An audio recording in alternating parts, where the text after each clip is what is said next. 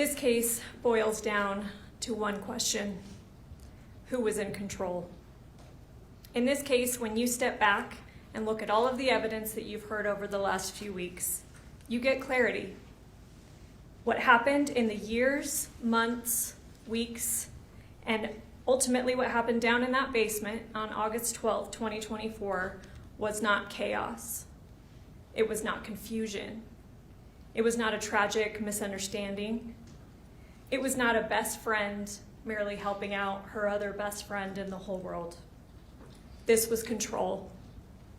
And the person who was in control during that entire time frame sits at that table: Meggan Sundwall.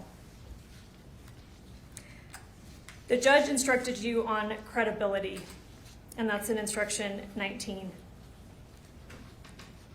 I won't read over it entirely again, you just heard it from the judge, but when you evaluate the evidence, use your common sense.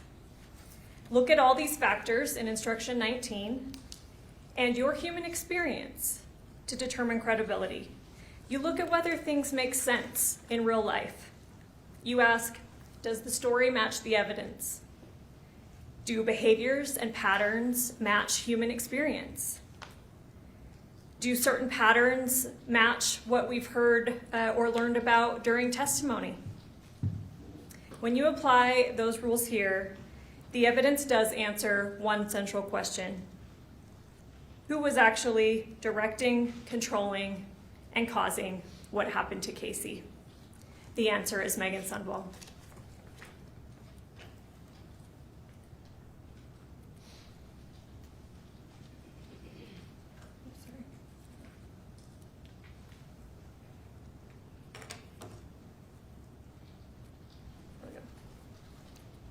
Let's talk about Kacee. What do we know about her? First, let's be clear about something the state is absolutely not running from. Kacee lied. She exaggerated illness. She misused medication. She made some poor decisions. Both sides, I think, can agree about that. She was a flawed person. She was a hurting person. The evidence shows, though, that she had real medical issues from early in life. She was only born with one kidney. She had surgery, I believe we heard it, at like 3 weeks old from that. She was exposed to long, early medical treatment. She lost her mother as a small child and her father as a teenager. Over time, she learned that medical crises brought attention, care, and connection. Much of her dishonesty centered around health. That context matters not to excuse her behavior, but to understand her vulnerability.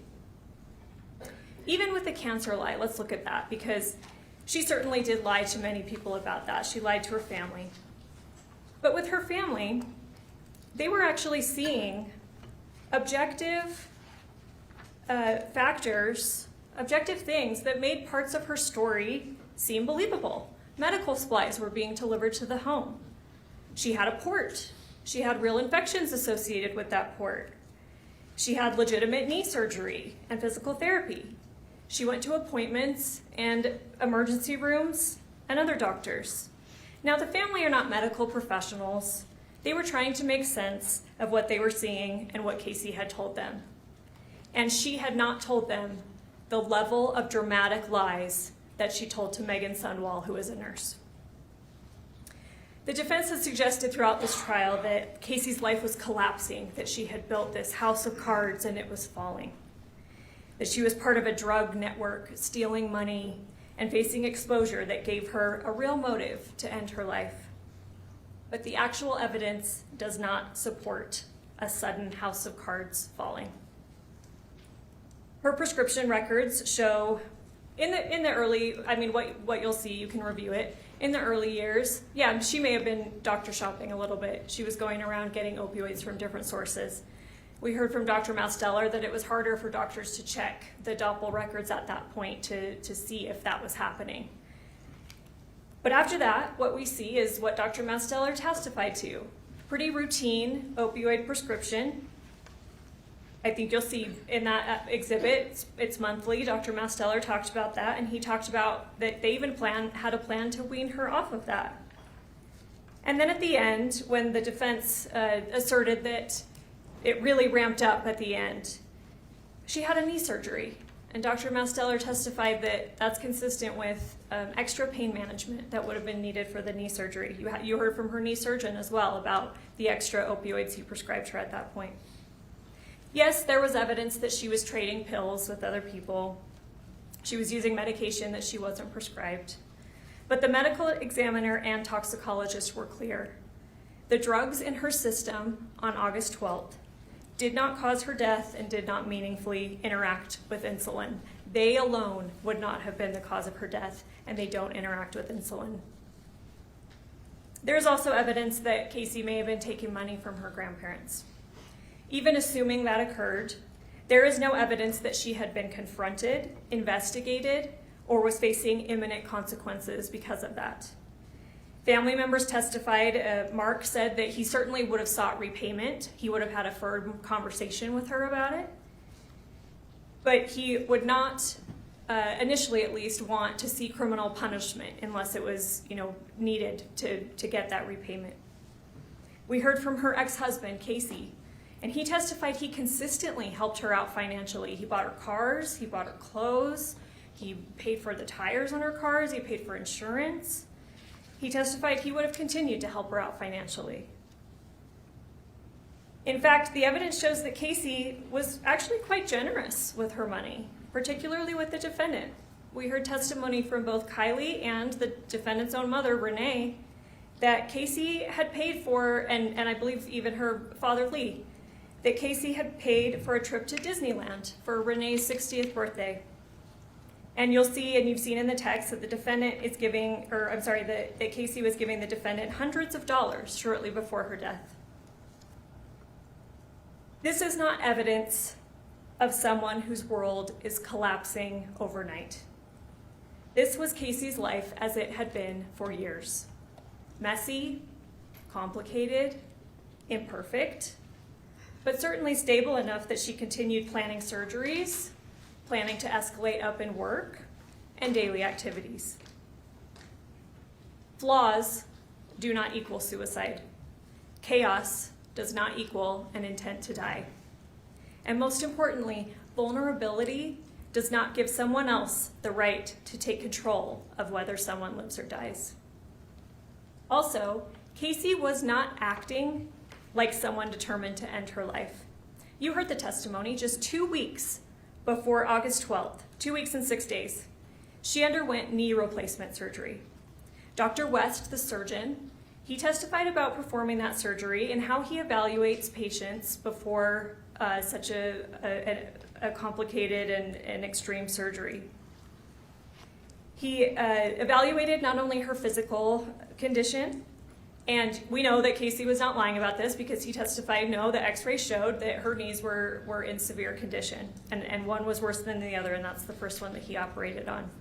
But he also evaluated her mental readiness for such a surgery, whether she had the motivation to recover, adequate support at home, and the ability to follow through with rehabilitation. She met those criteria, and he testified he would not have operated had she not. The evidence shows that Kacee was healing on schedule. She attended her 2-week follow-up appointment about a week before August 12th. She was completing physical therapy. She was on track.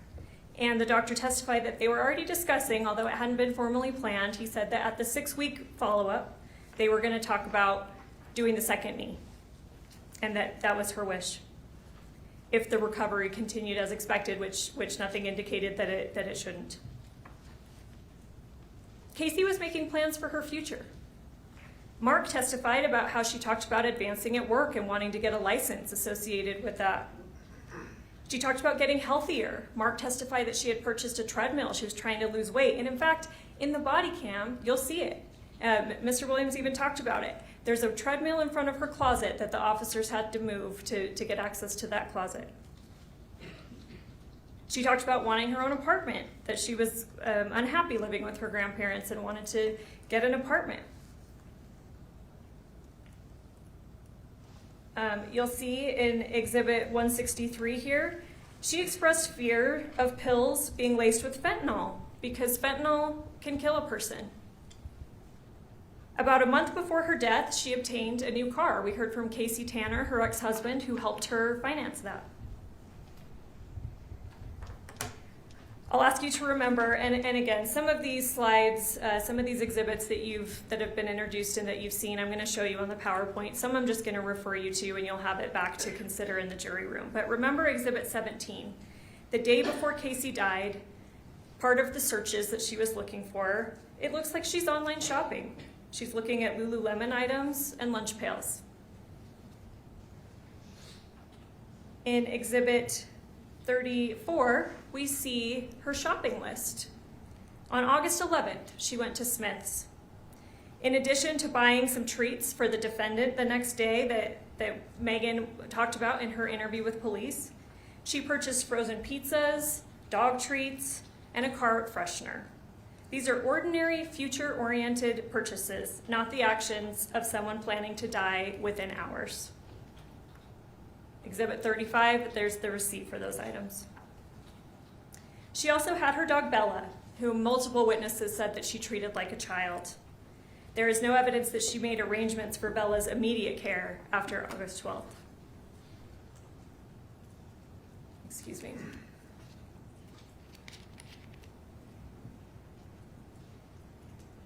You heard that she sometimes portrayed her family as emotionally abusive.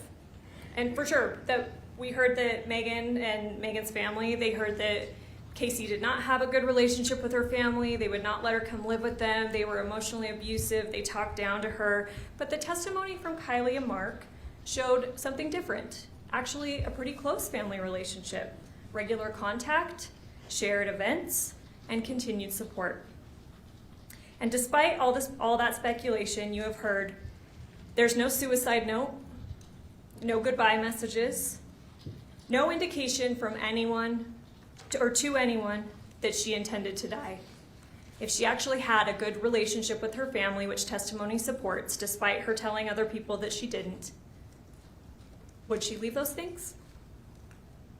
Her conduct in the days leading up to August 12th shows planning for life, not preparation for death. Instead, what you see is a person who sought attention, particularly from the defendant. Even the defense's own expert, Dr. Hancock, acknowledged that pattern. Kacee told dramatic stories. She exaggerated, primarily in medical contexts. Dr. Masteller confirmed that. And over time, those stories, and again, primarily to Meggan, became more extreme, more implausible. And again, Meggan is a trained nurse and would have knowledge. Yes, in the text, which again, you'll have plenty of time to review all of those, you will see, or the ones that were admitted, excuse me, you will see Kacee talk about suicide and supposed prior attempts that she made at suicide.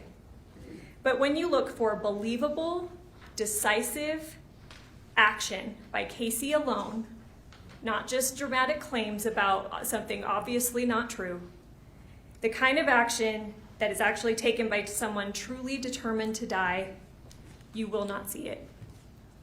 She had access to insulin. You'll see that in the text. We've heard testimony about it. There were many diabetics in her home.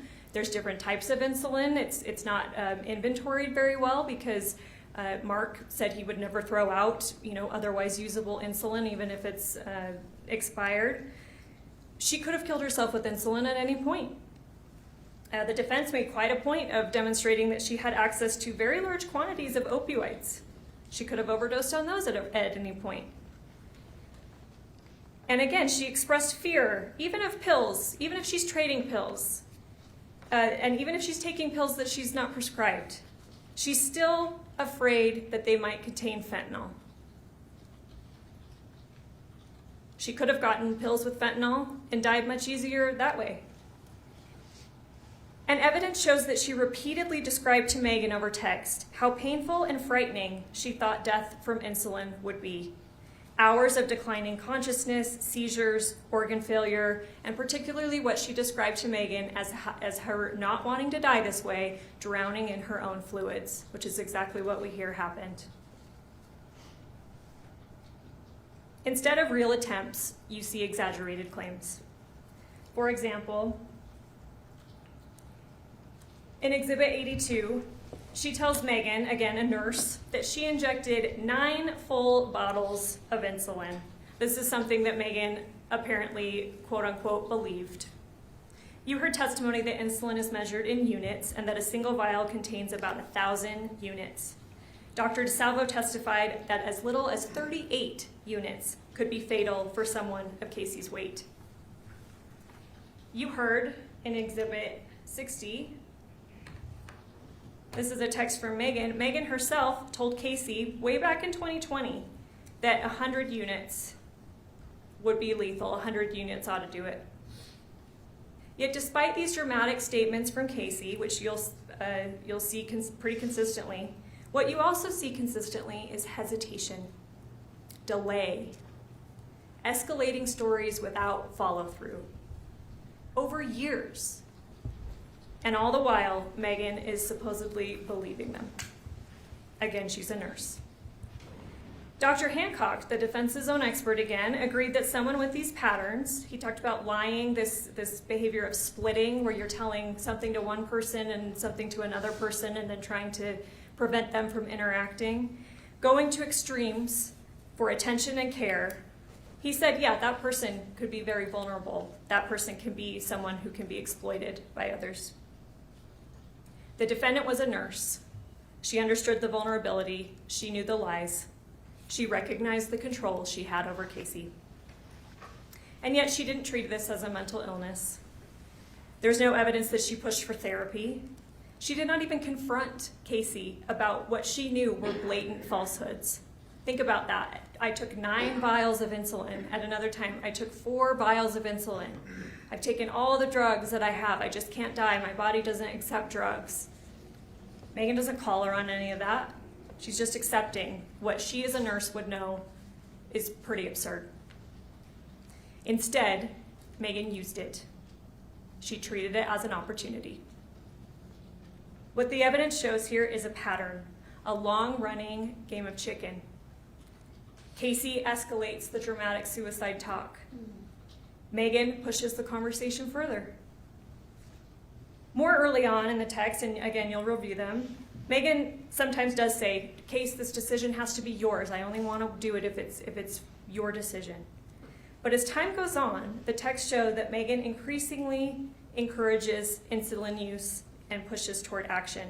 And again, the text show that Kacee is deflecting. For years, nothing actually happens. Kacee never commits suicide. Kacee's never dead.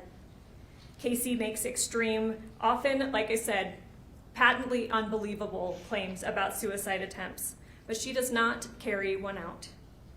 The evidence supports that, particularly in the early years, Meggan's goal was to encourage Kacee to die on her own. Meggan probably did not want to have to kill Kacee. If Kacee killed herself, if Meggan could convince Kacee to kill herself, that would certainly be easier. It would be cleaner. It would be more convenient. You see that encouragement clearly. Let's look at Exhibit 48.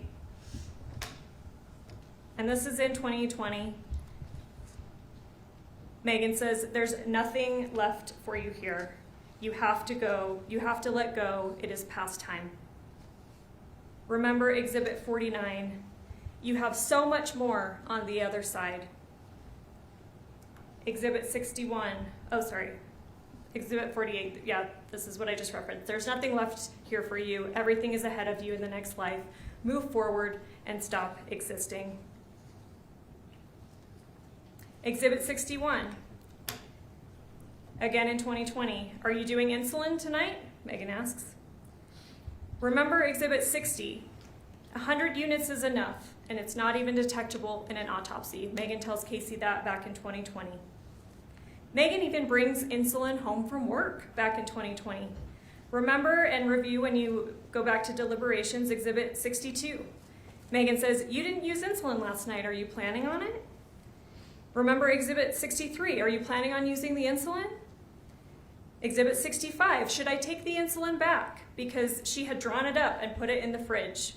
And remember Kylie's testimony. She remembered seeing it there. This is when Kacee was moving out of Meggan's home. and said that she was afraid of Meggan doing something to her. And Kylie said, I saw a vial of insulin in there. That's backed up by the defendant's own statements.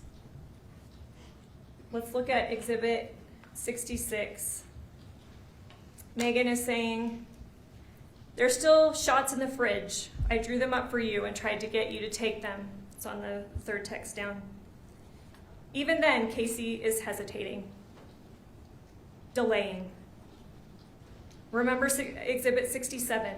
Kacee says, "I was going to do it last night, but I fell asleep. Probably tomorrow." Remember Exhibit 62. Kacee explains that she's just not ready. She wanted to talk to Meggan first. She feared missing Meggan. And she said, "I just need to do it and get it over with, but I have all these attachment issues." Dr. Hancock testified that people with these patterns, again, are seeking attention, care, and reassurance that their life has value. Yet Meggan does not redirect her toward treatment. Instead, she continues the conversation. Exhibit 51, Meggan asks, "What do you have to live for in this life? I truly believe everything for you is ahead of you, not here. I felt that way for a long time, more strongly as time goes on." Over time, it's becoming clearer to Meggan, even despite all this encouragement that Meggan is giving her, Kacee is not going to do it. She's not going to do it alone. So Meggan begins offering direct help. Let's get to 2021. Exhibit 52. "I will come over and help you do them. I'm happy to come over and help you if you are really ready to be done." Exhibit 53. "I don't think you will." And then she says something. She says, "Something's holding you back. Do some soul searching and figure out what's holding you back. When you are actually ready, you let me know and I'll be there to help you. You won't be able to do it alone." Meggan herself, way back in 2021, knew that Kacee was not going to do it alone. Meggan understands the dynamic. Remember Exhibit 70. Meggan suggests drawing up everything you've got and giving it through your report. And then she again asks, "Do you want me to come over and do it?" Still, we see Kacee stalling. Remember Exhibit 72. Kacee's delaying again. She says, "Oh, I was going to, my nurse was coming over, then I needed to take Bella out, then I fell asleep." And still we see Meggan pushing harder. Exhibit 133. Honestly, this is Meggan to Kacee in 2022. "Honestly, I think with the insulin, someone, should probably be me, should stay with you and continue to give you doses so it will actually stay low and you can pass." Ladies and gentlemen, this message marks a turning point. By 2023, the pressure still continues. Remember Exhibit 98. Meggan asks, "Are you wishing you went through with your plan?" Remember 55. "I really, really want to be be there with you when you pass." Exhibit 54, Meggan's talking about wanting to be present, and she's even coordinating the timing around childcare. Kacee again hesitates. At this time, she says, "It does not feel right." Go look at Exhibit 54 and see that. Meggan, again, she does say, "This is Kacee's choice, this is your choice," but again, never therapy, never intervention, never ending the conversation, never calling Kacee on what are increasingly dramatic and outlandish lies. By 2024, the dynamic really intensifies. The stories become more bizarre, more absurd. Remember Exhibit 81. Kacee, and this is a long exhibit, and I invite you to go through all of it. This is where Kacee is inventing this hospice. She's inventing multiple nurses that are coming over and doing different things. And if you'll remember with Dr. Masteller, I took some of these vital signs that these supposed nurses are communicating to Meggan through Kacee's own phone during this fake hospice. Dr. Masteller, again and again and again, "Nope, these vitals are not real. They don't make sense. They're incompatible with life." And every time I asked him, "Would you expect a nurse to know that?" "Yes, yes, yes, yes. Even Dr. Hancock, again, the defense's expert, he said he's not a medical doctor, and that's to be fair, but even he said some of these vitals are highly suspect.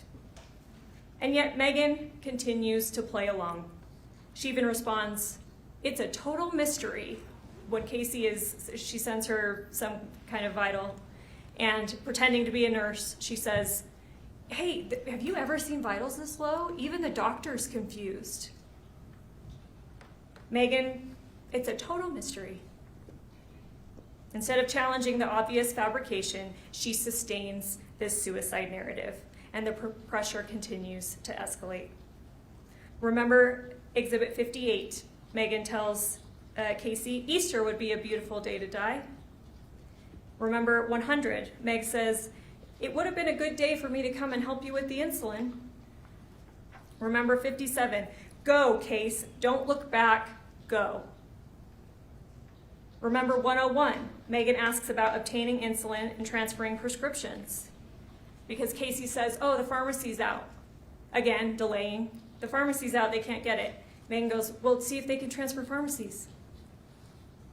Exhibit 96, Meggan proposes trying insulin the next day. And I'll show you Exhibit 135.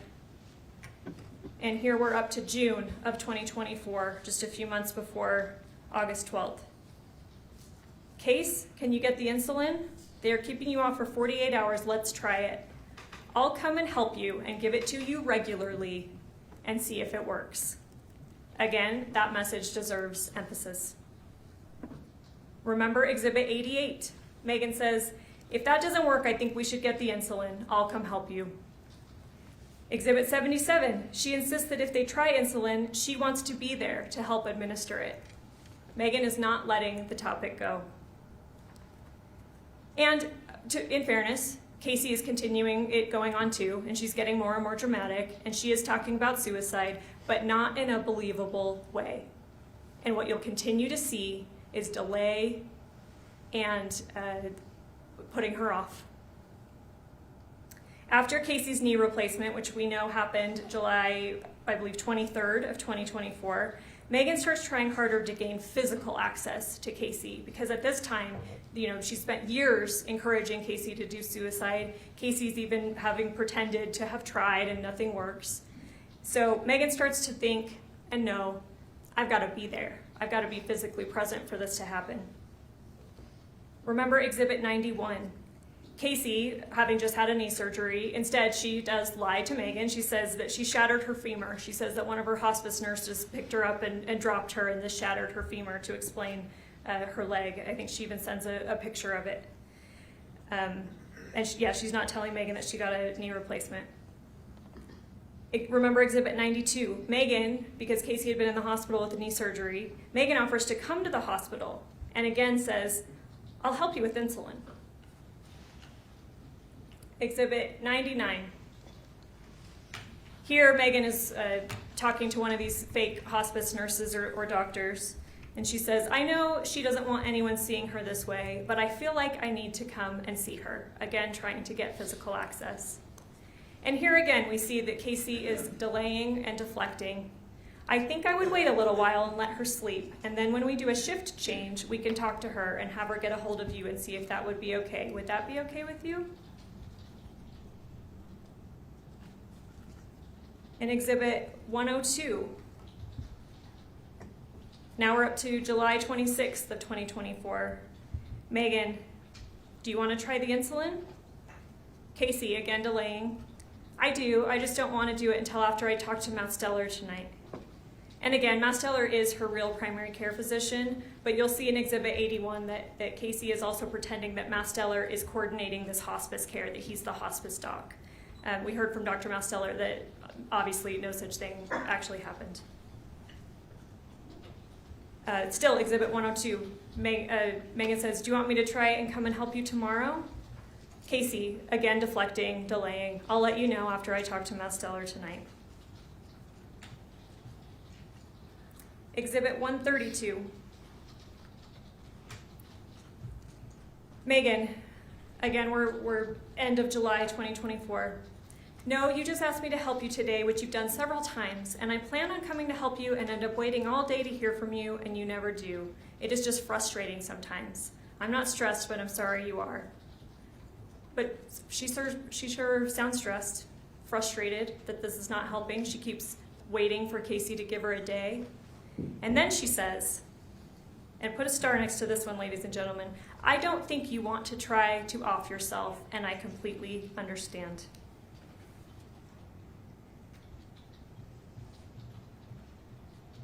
So shortly before, here we are, July 27th, 2024, she's even saying she doesn't think Kacee wants to kill herself. I'll show you Exhibit 76. Here we're to August 5th of 2024. Here's where you and I differ the most, I think. And it's the same with Mitch. You two are actually so alike. Your focus is on the now. Like you want relief now. Whereas I was focused on doing the insulin because it's a long-term solution. Not just for the now. You need a permanent solution, Kacee girl. Exhibit 94, and again, we're in August of 2024. Meggan, last night you asked me to think about what I thought you should do. Do you remember that? Kacee, did you come up with a plan? Amber's here, and you'll see in Exhibit 81 that Amber is one of these fake hospice nurses. And she's just getting stuff set up, but I'm hoping you came up with a plan so you could tell me before I fall asleep. But who knows, I might not fall asleep because yesterday I didn't. Meggan, my thought was give him until Thursday night. And if you still don't have a plan from him, and again, you'll see in Exhibit 81, this is this surgery. This is this fake surgery that Dr. Masteller is supposedly coordinating. To fly up to Washington, they're going to do a surgery on Kacee that makes her body able to accept medications better so that she can then come back and kill herself. A doctor and a hospice team is supposedly setting this all up for Kacee, and Meggan is going along with this. Except she's not really. She said, well, let's give him till Thursday night, and if you still don't have a plan, let's try insulin over the weekend. She's not calling her on how this surgery is absurd, that a hospice and doctors are not going to do that, that surgery is probably not even possible. She just says, okay, yeah, well, let's give it till Thursday, and then we'll do insulin. Exhibit 105. Here we're to August 9th, 2024. Meggan pushes again. What do you have to lose by trying insulin? You didn't pay $900 for it, which is a huge blessing. Exhibit 106. Kacee gives this very long explanation that I won't read verbatim, but you can review it. Another delay tactic, something about Masteller, and he's gonna try to figure this out, and I'm just trying to figure out what to do, and last we talked, and all the scheduling problems. She's putting it off. She's putting Meggan off. And Meggan again says, I said that we'd give him until Thursday, and if he didn't have a date for surgery scheduled, then we'd try insulin. Again, August 9th, 2024. Meggan is converting talk, drama, lies into action. Remember Exhibit 136, and this is a long one, so I invite you to spend time with it. Kacee says she wants to make sure that she gets everything ready. And this is, this is August 10th, 2024, so now we're just 2 days before the event.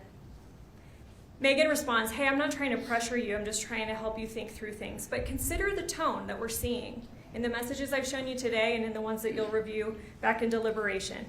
Consider the tone and frequency of these messages from Meggan. Is it true, especially throughout 2024, that Meggan's not trying to pressure her? Kacee explains that she does not want to upset Dr. Masteller. Again, that's not real because Dr. Masteller, he's just her primary care doc. He's not scheduling this surgery. She says that she does not want to upset Meggan, which I submit to you is true. She's very concerned about upsetting Meggan. But then, very importantly, she says she will begin drawing up the bottles. At this point, suicide talk has gone on for years without decisive action by Kacee. Meggan knows, as we saw in that text, Kacee's not going to do it alone. So what does Meggan say? Again, in Exhibit 136 that you'll have to review. I could make it work today, tomorrow, Monday even. You just tell me when. And you don't have to draw it up all yourself. I would come and help you. In Exhibit 136, we finally move to August 11th, the day before the overdose.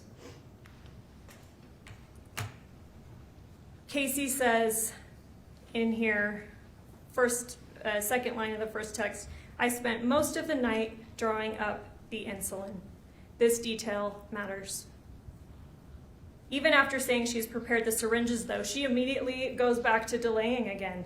The very next message, my grandpa's in town, my family's coming over, so we could do it either later today. I didn't know we had family coming over. I can't go upstairs with my leg like this. The next message, I'm thinking we need to wait a little bit since my grandpa's brother and family are coming over. I just want to know if you're okay with that. She's putting it off. She's giving reasons why Meggan can't come over.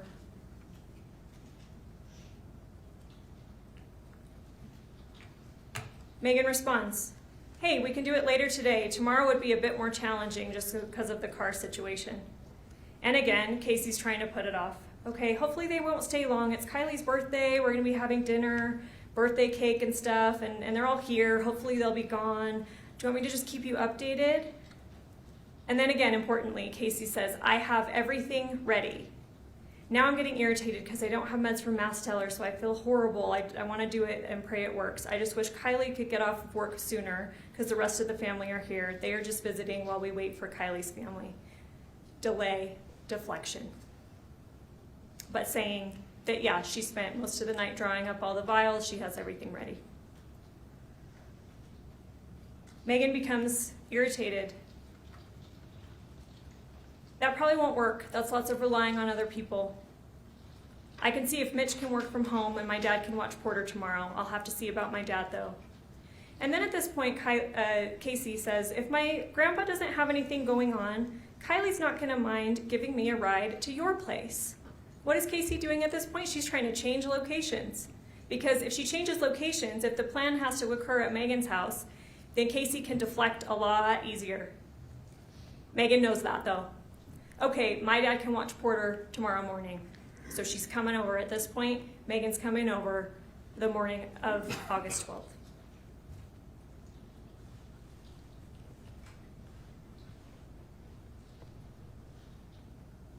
At that point, the plan is set. And this is another important one. August 12th, morning of. I'll be there in just a few minutes. Do you want to take some promethazine when I get there so that you are asleep when this is happening? Again, that message warrants emphasis. This is not vague suicide talk anymore. This is preparation for a controlled event. An event that Meggan apparently is expecting Kacee to be asleep for. What does that suggest? Is Kacee doing it herself? No. So you're asleep while it's happening. And again, this preparation follows Kacee's statement that she has already drawn up the syringes. Now let's switch gears. Why would Meggan want Kacee dead? Well, we've heard testimony about it. She believed Kacee's death would solve her financial crisis. Money explains why Meggan crossed this final line. Starting in 2023, Meggan's texts to Kacee show escalating desperation about money. Remember Exhibit 123. This is September of 2023. Meggan says she had to throw out the food from her freezer because it broke and they're going to be eating canned beans. Kacee responds that she wishes she had money to give Meggan and feels guilty she has not passed because the life insurance policy would sure make Meggan's life easier. Remember Exhibit 125. This is October of 2023. Meggan texts Kacee, Mitch's child support doubled. We get to 2024, and then Meggan's financial pressure is really escalating. Exhibit 126. This is January of 2024. I'm going to lie down and turn my phone off for a while. I am an absolute mess. I lost my job this morning. I'm sick about it. We are going to lose everything, Case. Our house, Mitch's stupid truck, our lives here. I'm feeling so hopeless and so discouraged. What am I going to do? I'm so tired of giving my heart and soul and always being hurt so deeply. I can't keep doing it. What am I going to do? I'm so ashamed. I keep losing jobs and people keep hurting me. There must be something wrong. It goes on. This really, really limits my ability to work and provide for my family. It doesn't even matter what happened, it's done, and I'm going to be the cause of us losing everything. Kacee responds, I'm sorry that you've been struggling. How's Mitch doing? Mitch is being sweet and sensitive. But then Meggan says, trade me places, let me go home, and you stay here in this awful place. Remember Exhibit 127. This is February of 2024. She damages her car again. Meggan does. Exhibit 128. If you dying would get me out of this mess and darkness I am in now, I would take it. February of 2024. Remember Exhibit 129. This is, again, February 2024. She says car repairs are going to be $4,000. Remember Exhibit 131. This is July of 2024. There are more car problems. It's overheating. Exhibit 157. July 29th, 2024.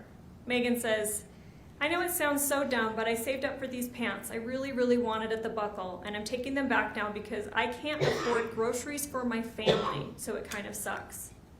Kacee, I'm so sorry. How much are the pants? Do you have your Venmo card on you? I sent you $320. Might be less because of the card. They sometimes take a fee. Kacee, again, Meggan, instead of buying groceries for her family, she's opting to spend over $300 on pants, and Kacee Venmos her that money.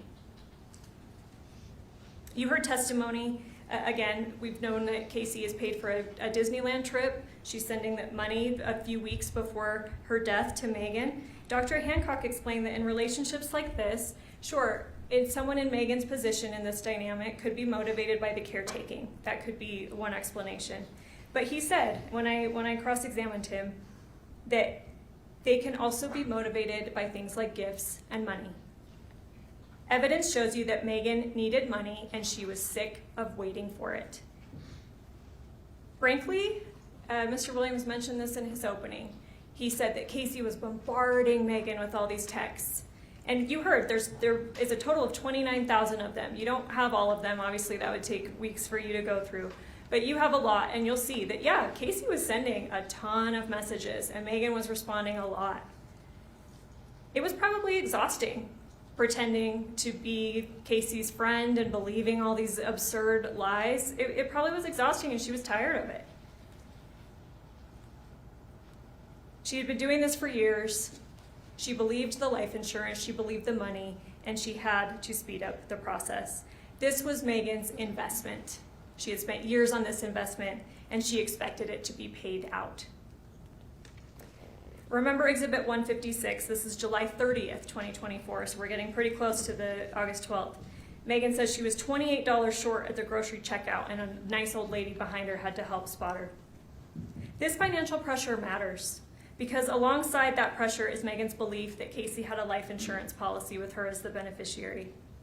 And you may be wondering why, if Meggan is, pretending, or all of these other things that Kacee's telling Meggan are so absurd, why would she believe the life insurance policy? Well, go look, because this is the one claim from Kacee that Meggan actually investigates. She actually vets it. She actually asks some questions. She does some follow-up work on it. And Kacee gives her details that sound pretty credible. Exhibit 30, this is, it looks like legitimate policy stuff at the top. There's a number that is the number that Meggan later gives to John Hancock when she calls after Kacee's death. And here we have, handwriting. I believe Kylie testified that this is Kacee's. She's signing this over to Meggan way back in, here signed April 28th of 2016.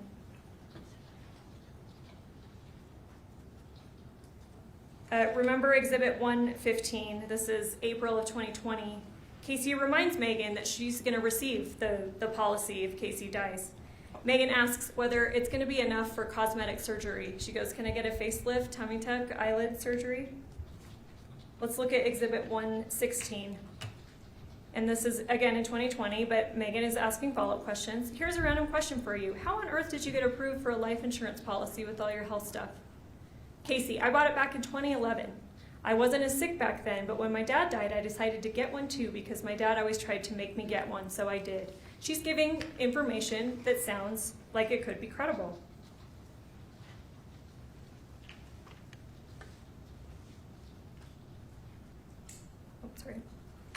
Remember Exhibit 117. This is July of 2020. Meggan presses again. Case, level straight with me, please. Is the policy real? I want to know about this. Kacee insists that the policy is real and says that she wanted Meggan to be surprised when an attorney called her if Kacee ever died to tell her that she would receive over $1 million. Let's look at Exhibit 119. This is October of 2023. Meggan again seeks confirmation. Can I ask you a question I really shouldn't? Is the money thing for real? I don't think Mitch and I are going to be staying together, and I need to know what I'm looking at as far as being able to take care of Porter by myself and how much I'm going to have to work, whether it be 2 or 3 jobs. I'm so sorry to ask, I really am. I feel really uncomfortable asking, actually. Kacee, yes, I promise it's real. I have made sure to keep everything current. I started my policies after my dad died because I knew it would need it with my health problems. I wouldn't lie to you about that. I wanted to surprise you with it. Exhibit 122. I won't go through this whole one. You're free to read it in deliberations, but she's giving legit information or legit sounding information about this policy. She talks about a Mike. Mike's payment he's the one doing the payment, and I got a voicemail, and insurance is so weird to do with it. It's so hard to deal with, but Mike is dealing with this. And let's remember what Meggan does. Not even, I believe, after Kacee died, but she's at that point demanding the paperwork from the family, right? She wants the life insurance paperwork. And then in her police interview, the second interview that you'll have to listen to, she tells them, Mike Dolan is who pays it. He's who you should contact. She even says, he's in Kacee's phone as my love. He's paid $2,000 premium, talk to Mike, because Meggan believes this policy is real. And she goes further. Remember Exhibit 147. This is the call. This is the call on August 23rd, 8 days after her very best friend in the world, more like her sister, what she says in the call, has died. 2 days after her second interview with the police, where they tell her that Kacee having a policy is very unlikely. So she calls.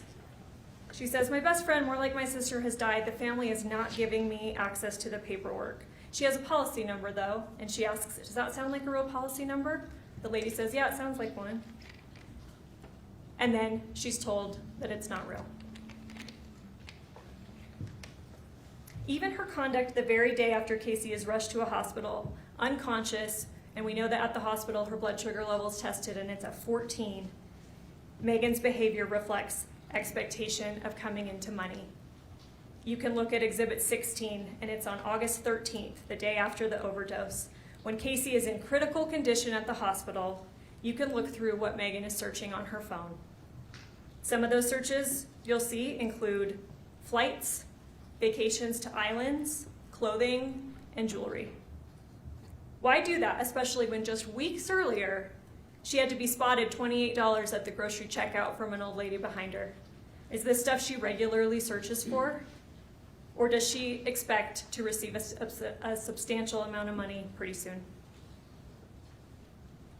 Despite years of obvious exaggerations and lies from Kacee, Meggan maintained this relationship, not because she believed it, everything that Kacee was telling her, not because they're actually best friends, but because the evidence shows that the one thing she did believe was the life insurance policy and that Kacee's death could bring her more than $1 million. So again, let's turn back to August 12th, the day that set in motion Kacee's death that ends up following on August 15th. By this point, Meggan has turned years of talk into action, but she already told Kacee back in 2020 100 units would be fatal. She explained in that same text, insulin overdoses are difficult to detect in an autopsy. And in her own text, she spells out the plan, and you can see it. Remember Exhibit 72. She tells Kacee to take extra fast acting. And again, Exhibit 133, which you've seen, but I'm going to emphasize again. Case, honestly, I think with the insulin, someone, should probably be me, should stay with you and continue to give you doses so it will actually stay low and you can pass. Exhibit 135.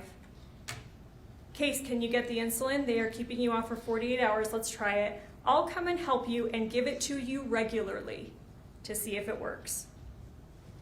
And finally, again, remember Exhibit 137, her last message before arriving, telling Kacee to take promethazine so she is asleep while it's happening. This is not compassion, this is planning. This is now execution of the plan. I want to talk about Meggan's control on August 12th. Mark testified that he saw Meggan arrive. He was working from home and he could see from the window that she arrives just before 10 a.m. She stayed until after 9 p.m. that night, just about 11 hours. During that time, I submit to you that evidence supports that Meggan controlled nearly everything. The lights downstairs were dim or off. She later described going over. Renee, her parents, testified that originally Kacee said, or Meggan told them, this is just a girl's day. Haven't seen Kacee in a while, gonna go watch the movies, we're just gonna catch up. Mark testified repeatedly that he thought no one was home though. No voices, no TV, no activity. He said he would have gone down to the basement probably a handful of times to get insulin or use the bathroom, and he didn't know anyone was there. He saw Meggan's truck pull up, and to be fair, she did park in front in that circle driveway. But he testified that he assumed that, yeah, one of her friends came over, and they must have left in Kacee's car from the long driveway that he can't see from his office. He thought that no one was there. Let's look at Exhibit 10, and next to it is Exhibit 176. This is the glucose levels. The first reading is at 9:18 before Meggan arrives.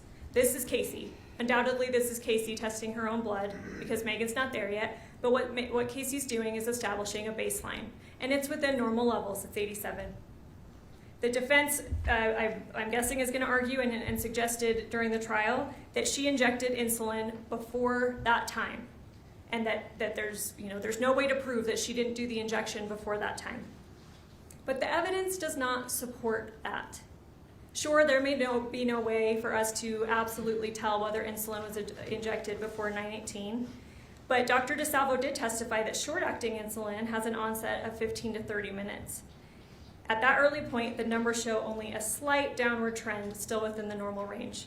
More importantly, though, if Kacee is doing what Dr. Hancock suggested, maybe one of the patterns, if she's seeking attention, care, but not death, why on earth would she do the one act that is most likely to give her attention and care? Why would she give herself a dose of insulin before Meggan even arrives, knowing that Meggan's coming over? If she's seeking attention and care, does it make sense that she do that before Meggan gets there? For the first few hours, her blood sugars remain low, normal on the low end, but they're trending downwards. And then that pattern changes sharply. Dr. DeSalvo testified that around 12:30, the data shows a trend consistent with a large dose of short-acting insulin, and it's reflected in the rapid drop from 76 to 43 that you see in there. She explained that the sharp decline is not consistent with long-acting insulin, which would have, a gradual slope. That this is, at least, she can't say exactly how many doses have been administered or how much, but she said for sure, what's consistent around 12:30 is a large dose of short-acting to see that drop that we're seeing. And again, we know anything over 38 units with Kacee's body weight would be fatal, and 100 units would certainly be fatal and would certainly explain why hospital staff was unable to stabilize Kacee's blood sugar for days in the hospital despite continuous dextrose. Dr. DeSalvo testified how insulin works. It sits under your skin and it continues to dissipate in your body. And even with them giving her continuous sugars, they couldn't stabilize her blood sugar over days. Dr. DeSalvo said that would require a huge amount of insulin to be on board. With what we know about the glucose levels, let's look at Exhibit 37. And let's take for argument sake right now that let's say a huge dose was given at 12:30. At 12:47, shortly after that, Meggan texts a number that she identifies as Dr. Masteller, but we know from Detective Farney that this is actually the old number of Kacee's grandfather. This is not Masteller's actual number. Hello, Dr. Masteller. This is Meg, Kacee's friend. I'm just trying to touch base with you and see where we are at with getting the surgery scheduled. Kacee's memory isn't the best, so when I ask her, she isn't always very clear. At the same time, though, Kacee's glucose is dropping, and it's starting to drop more dramatically. DeSalvo said that short-acting insulin causes confusion, sweating, weakness, disorientation.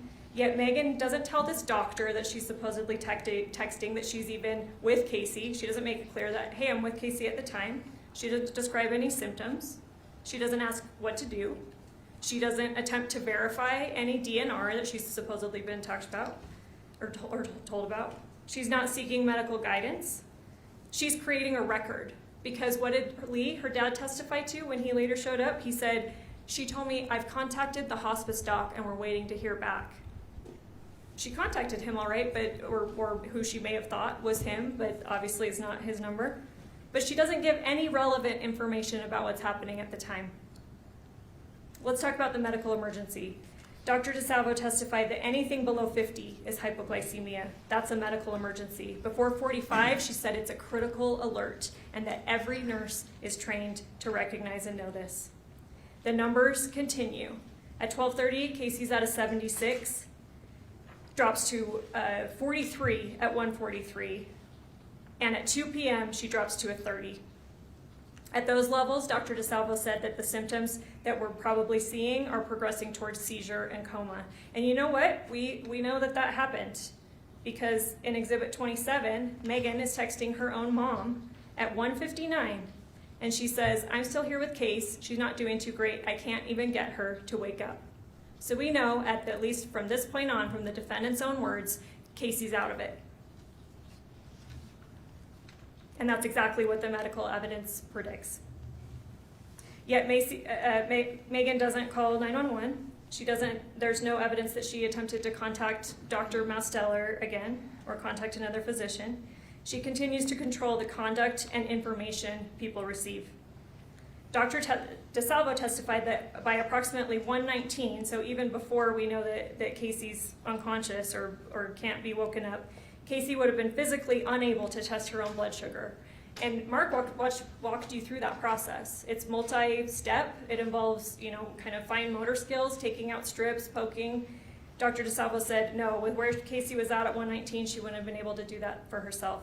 But the testing continues for hours. Who's doing it? Meggan. She's the one there. Definitively, Meggan is the one after that point. Maybe Kacee, we know Kacee tested her own at 9:18. Maybe she did a few of the tests earlier when she was physically able to.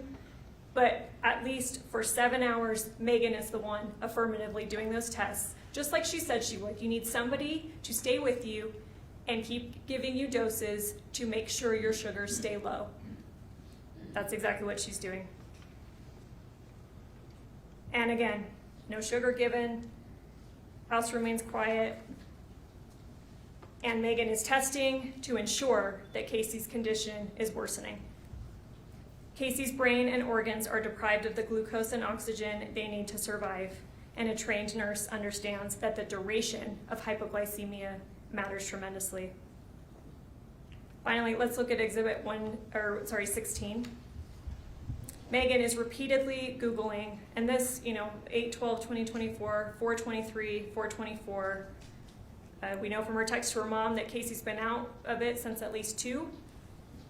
Kacee's Googling how low, Freestyle Light, which is the type of glucose monitor, how low can it read, multiple times. Let's talk about how the defendant affirmatively blocked Kacee from receiving medical care for as long as possible, because again, as Dr. DeSalvo testified, the length of time that the brain is deprived of glucose and oxygen makes it more and more irreversible.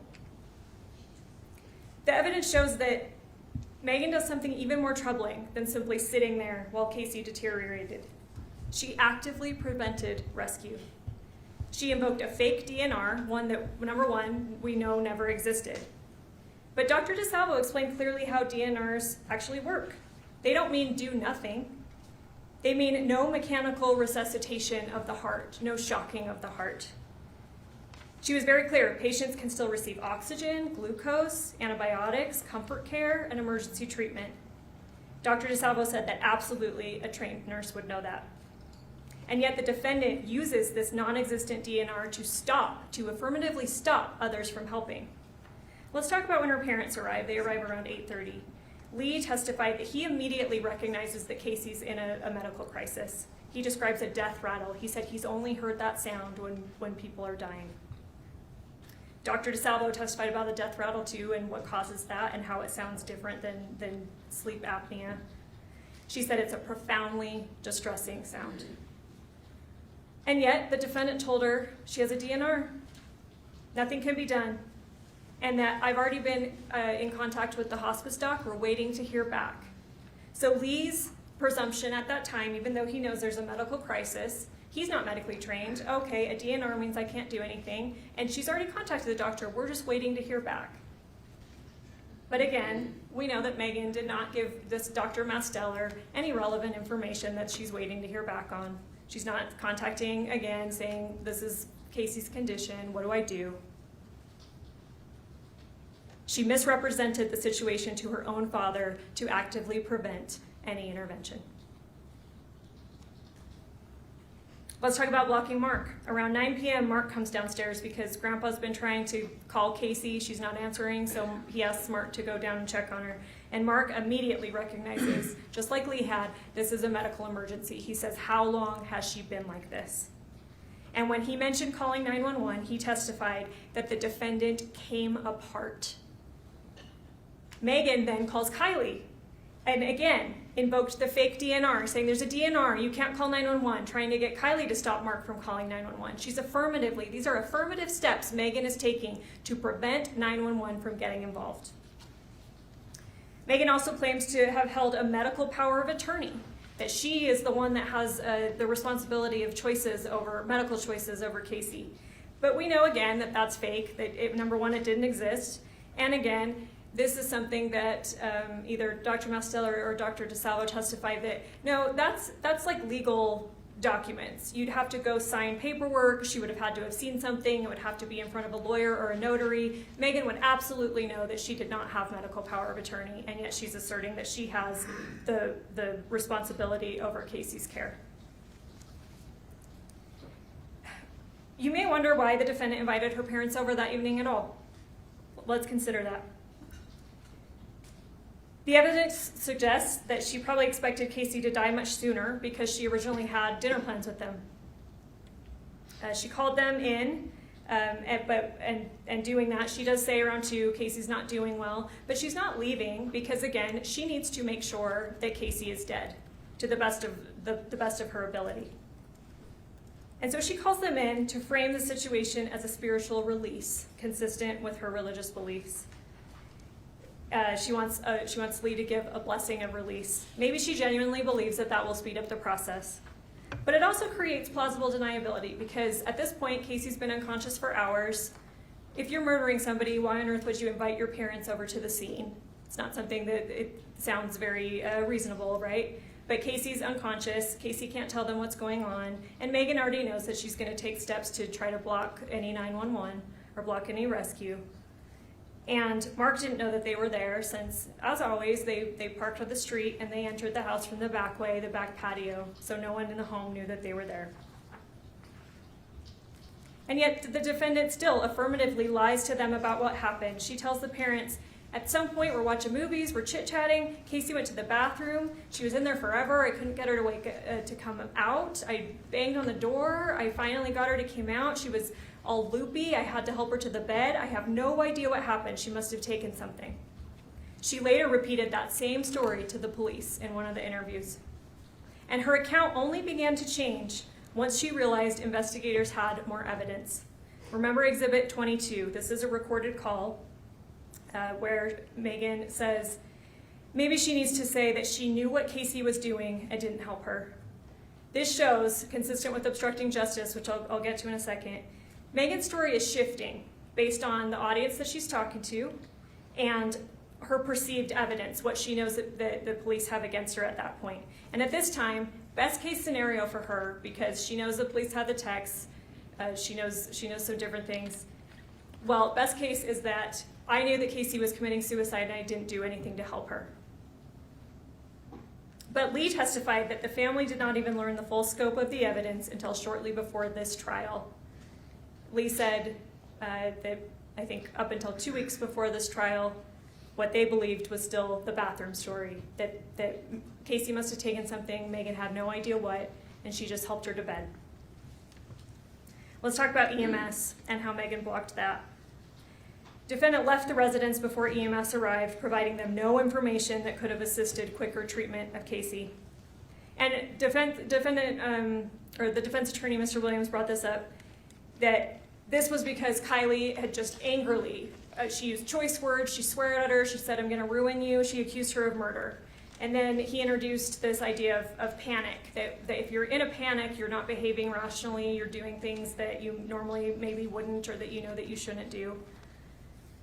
But what does she do? Sure, fine, that could explain her leaving the home, but she doesn't leave the scene.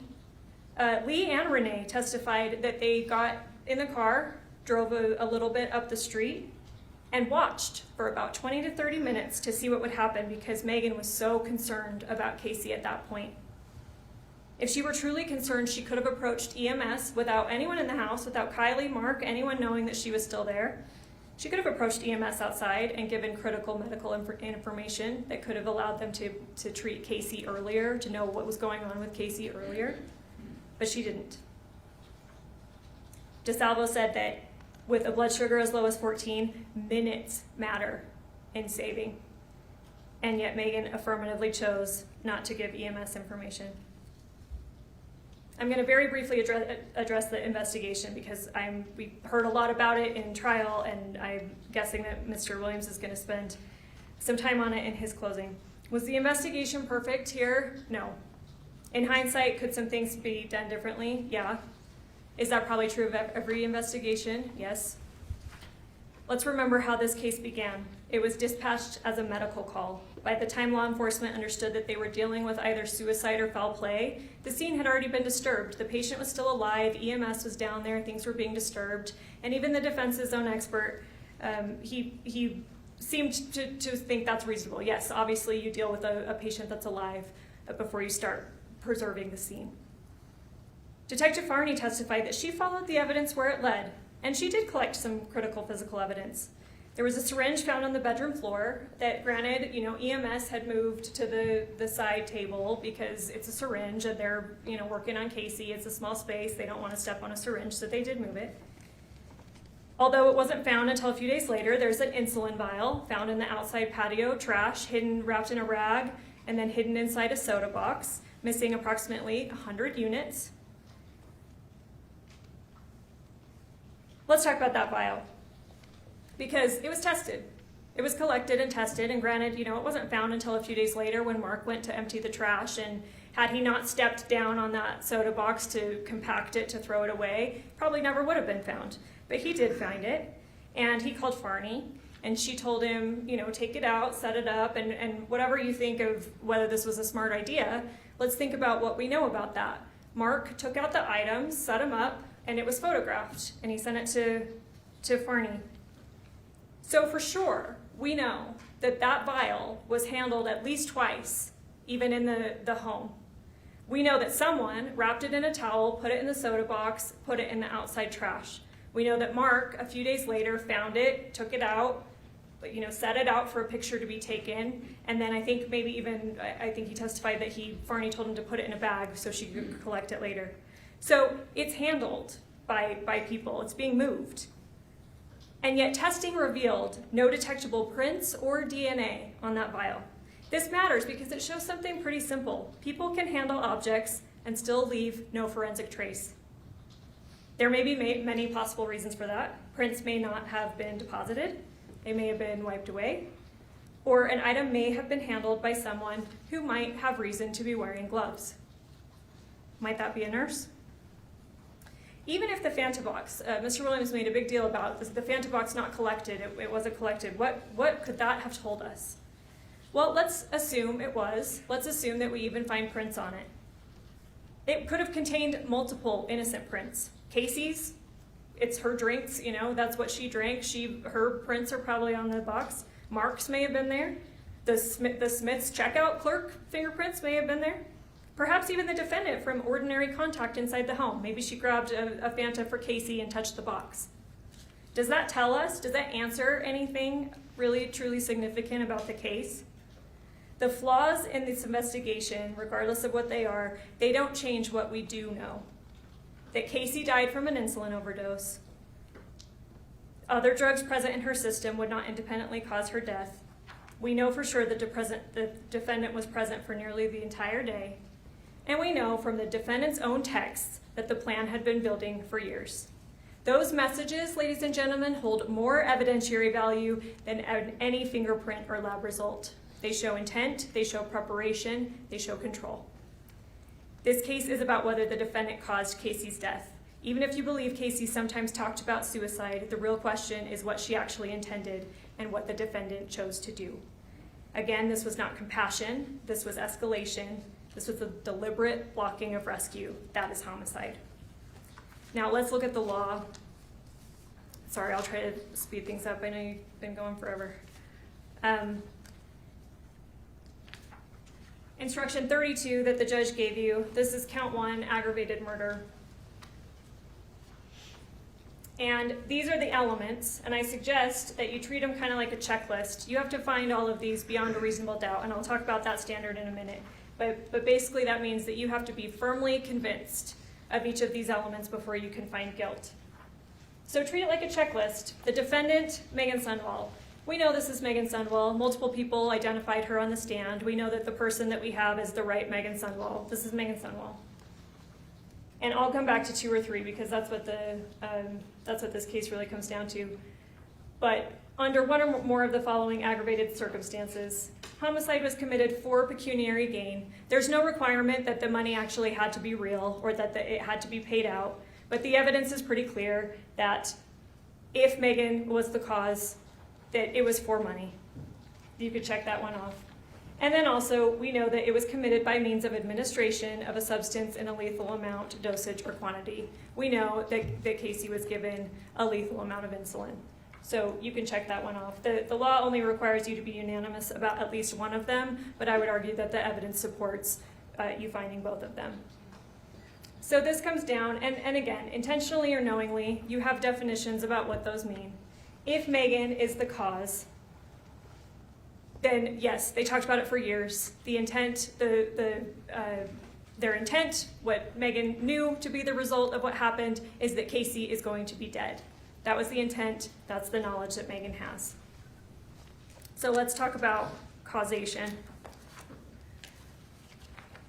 That's in instruction 38. It's part of some of these other definitions, but cause the death means the defendant's conduct was a substantial factor in bringing about the death of another, even if it can be shown that some other factor also contributed in a substantial degree to the death, as long as the other factor was foreseeable. The death would not have occurred but for the defendant's conduct, and a reasonable person would have foreseen that defendant's conduct would have resulted in death.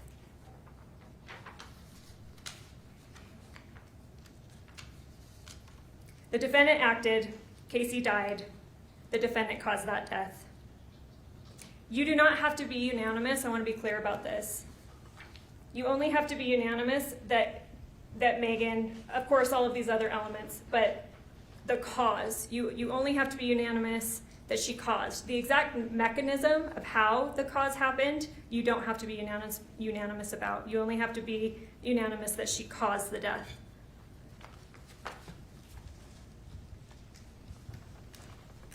She could have been a substantial factor if the death is foreseeable. It does not require her to be the sole cause.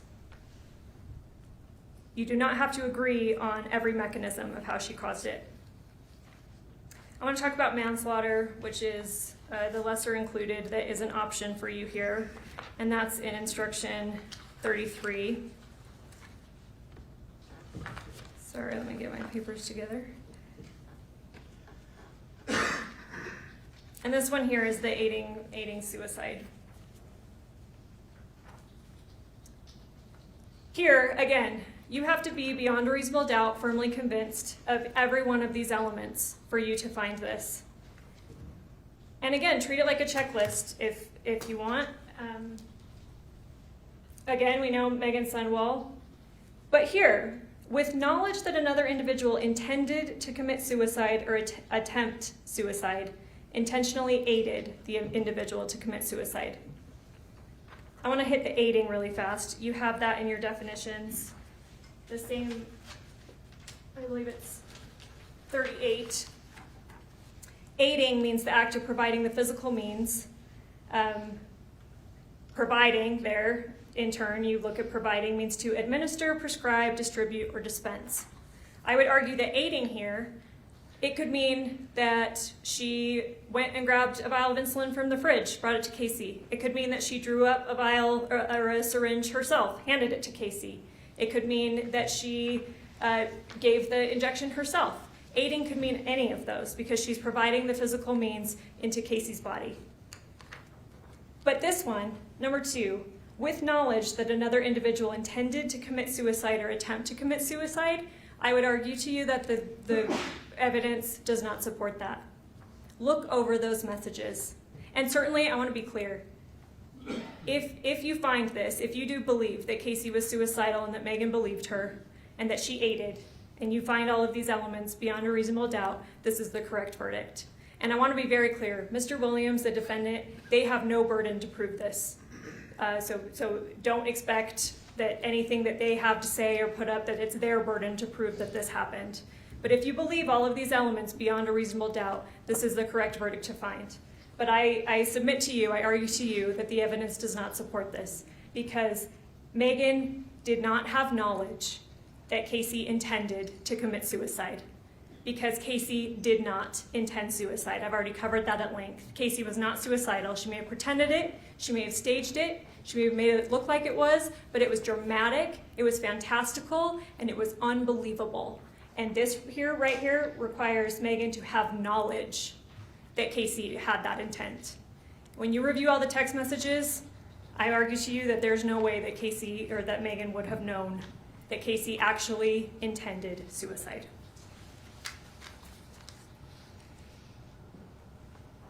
What this case is, it's different, it's far more serious. Aiding suicide is a different relationship to death than murder. Aiding suicide means that Kacee is the principal cause of her death. She's the principal actor, and Meggan merely aided in some way. Murder means that Meggan is the principal cause. So ask yourselves again, who was in control? The evidence does not support that Kacee intended suicide or even that the defendant believes she did. The defendant herself texted Kacee, again, Exhibit 132, just a few weeks before August 12th. I don't think you want to try and off yourself, and I completely understand that. That's on July 27th of 2024. In her second police interview that you can go back and listen to, around the 40-minute mark, she tells police that she didn't believe Kacee was really suicidal. She talked about it a lot, but I didn't actually believe she was suicidal.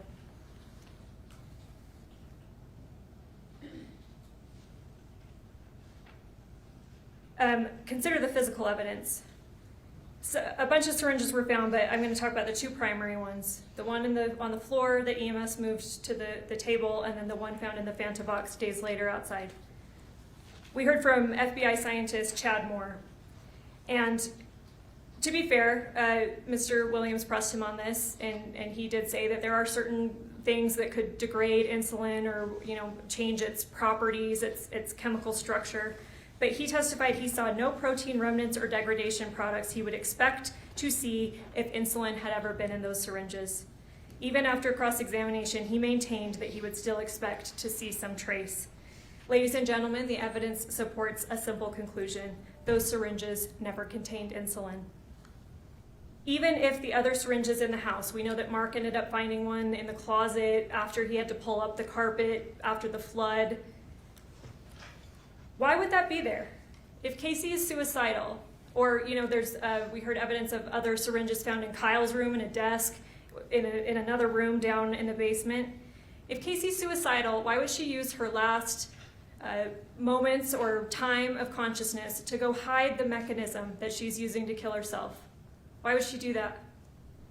Why would she hide a vial of insulin? Why would she wrap it in a rag, put it in a soda box, put it in the outside patio trash that really only she used, expecting no one else to find it?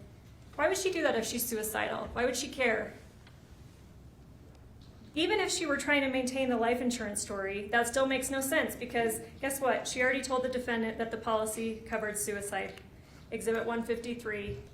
Back in 2023, Kacee says, my life insurance does cover suicide because when I signed up for it, it said I had to go at least 2 years without doing that, but it would be covered after that.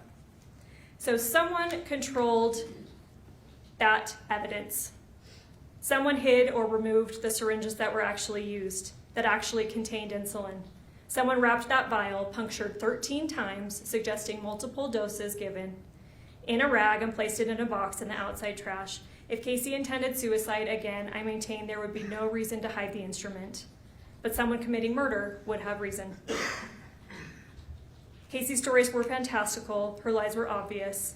The defendant, a trained nurse, could see that. Kacee was desperate for attention, particularly from the defendant. Kacee was seeking reassurance, probably even someone to stop her, to tell her her life mattered. Instead, the defendant pushed. Obstructing justice, I'll cover quickly. It's instruction 34. We know that Meggan deleted texts. Agent Sightsinger talked about that. They're not routinely deleted. Her phone's not set to that. They're about insulin, they're about life insurance, they're about suicide.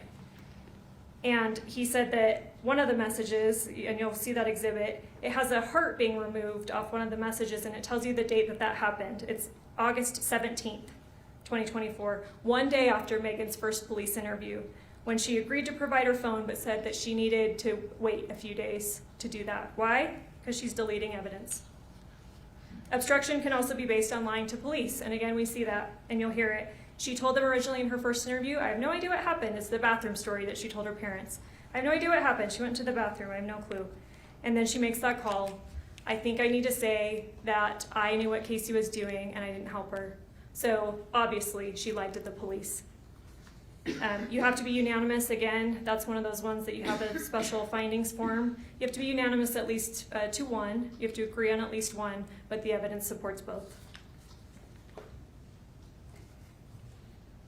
For years, there was dramatic talk, escalating talk, stories that grew more and more extreme, but nothing actually happened.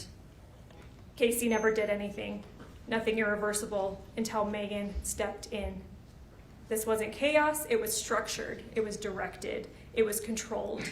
This was betrayal of Meggan's specialized knowledge and human trust as a friend. Meggan Sundwall did not just idly watch as Kacee declined. She actively controlled whether Kacee lived or died. Meggan Sundwall caused the death of Kacee Terry with a lethal amount of insulin, and she did it for the money. We ask that you convict of aggravated murder. Thank you.